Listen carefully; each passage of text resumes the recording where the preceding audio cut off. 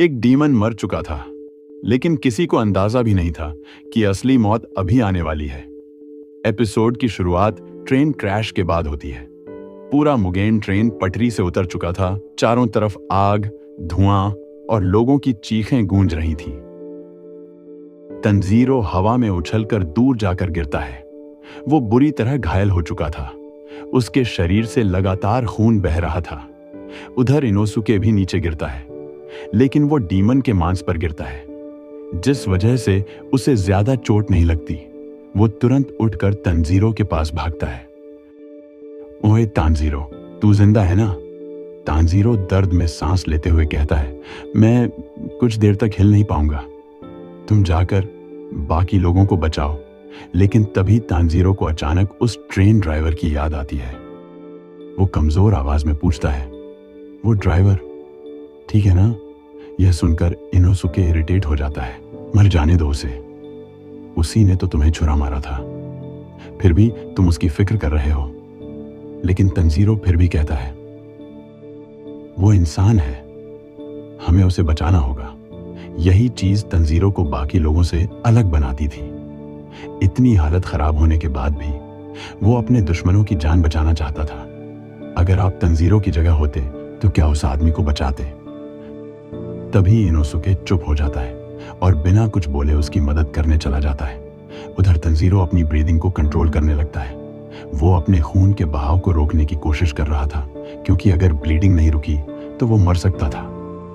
लेकिन तभी अचानक एम्मू के शरीर का एक छोटा सा टुकड़ा वहां रेंगता हुआ आता है।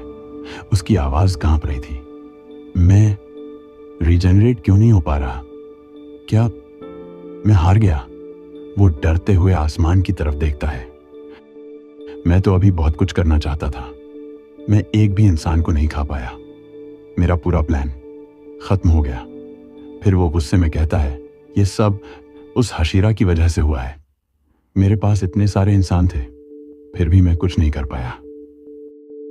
क्या यही होती है हशीरा की ताकत? फिर उसे जेनित्सु याद आता है। वो पीले कपड़ों वाला लड़का, वो पूरी तरह जागा भी नहीं था, फिर भी इतना तेज था। और फिर उसे नेजुको याद आती है, और वो डीमन गर्ल जो इंसानों की तरफ से लड़ रही थी। मास्टर मुजान ने उसे जिंदा कैसे छोड़ा? अब एम्मू पूरी तरह टूट चुका था। वो तांजीरो की तरफ देखकर कहता है, ये सब तुम्हारी वजह से हुआ। अगर मेरे अंदर थोड़ी भी ताकत होती तो मैं तुम सबको मार देता। फिर वो खुद को कंपेयर करने लगता है अपर मून्स से। अपर रैंक डीमंस सालों से नहीं हारे, हशीरा भी उनका कुछ नहीं बिगाड़ पाए, और मैं इतना कमजोर निकला। धीरे धीरे उसका शरीर राख बनने लगता है, और अगले ही पल एनमू हमेशा के लिए खत्म हो जाता है। लेकिन अचानक हवा बदलने लगती है। पूरा एरिया किसी खतरनाक प्रेजेंस से कांप उठता है। तभी रेंगोकू धीरे धीरे तंजीरो के पास आते हैं। वो उसकी ब्रीदिंग ठीक करवाते हैं ताकि उसका खून और ना बहे। फिर वो मुस्कुराकर कहते हैं, ट्रेन के सभी पैसेंजर्स सेफ हैं। कुछ घायल हैं, लेकिन कोई मरा नहीं। तंजीरो ये सुनकर राहत की सांस लेता है। लेकिन तभी धप धप धप कोई उनकी तरफ चलकर आ रहा था। तांजीरो ऊपर देखता है और उसकी आंखें डर से फैल जाती हैं। एक डीमन, जिसकी मौजूदगी ही बाकी डीमंस से अलग थी। उसकी आंखों में लिखा था अपर रैंक 3 अकाजा। तंजीरो का शरीर कांपने लगता है, क्योंकि उसने पहली बार किसी अपर मून को देखा था। तभी अकाजा बिना वार्निंग दिए सीधा तंजीरो पर हमला कर देता है। लेकिन अगले ही पल स्लैश, रेनगोकू उसकी आर्म काट देते हैं।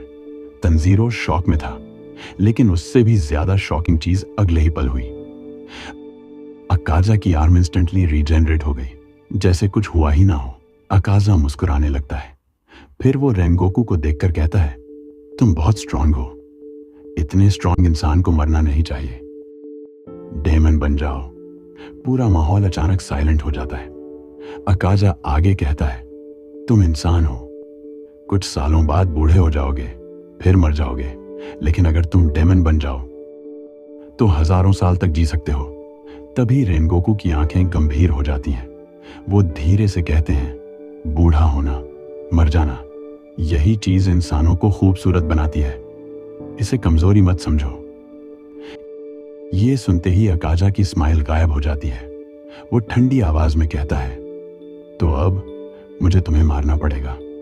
और अगले ही पल बूम, दोनों एक दूसरे पर टूट पड़ते हैं। उनकी स्पीड इतनी ज्यादा थी कि तंजीरो और इनोसुके उन्हें ठीक से देख भी नहीं पा रहे थे। सिर्फ एक्सप्लोजन्स दिखाई दे रहे थे। रेनगोकू लगातार अपनी फ्लेम ब्रीदिंग इस्तेमाल कर रहे थे। हर स्लैश के साथ आग आसमान तक उठ रही थी। लेकिन प्रॉब्लम यह थी, अकाजा हर चोट इंस्टेंटली हील कर लेता था। रेनगोकू उसका हाथ काटते वो वापस जुड़ जाता। उसका शरीर जैसे इमॉर्टल था। तभी अकाजा फिर कहता है, यही फर्क है इंसानों और डीमंस में। तुम अभी भी डीमन बन सकते हो। लेकिन रेनगोकू गुस्से में अटैक कर देते हैं। अब वो अपनी हर ब्रीदिंग फॉर्म इस्तेमाल कर रहे थे। पूरा जंगल फ्लेम्स से चमकने लगता है। तंजीरो ये फाइट देखकर कांप रहा था। उसे समझ आ चुका था, ये बैटल अब तक की सबसे डेंजरस लड़ाई थी। फिर अचानक रेनगोकू अपनी सबसे डेंजरस अटैक तैयार करते हैं। Flame breathing fifth form, flame tiger. एक विशाल आग का टाइगर सीधे अकाजा की तरफ दौड़ता है। अटैक सीधा अकाजा को हिट करता है। इनोसुके एक्साइटेड होकर चिल्लाता है, क्या उसने कर दिखाया? क्या हम जीत गए? लेकिन तभी धुएं के अंदर से अकाजा फिर खड़ा हो जाता है और इस बार रेनगोकू खुद भी बुरी तरह घायल दिखाई दे रहे थे। एपिसोड यहीं खत्म हो जाता है, लेकिन असली दर्द अभी बाकी था।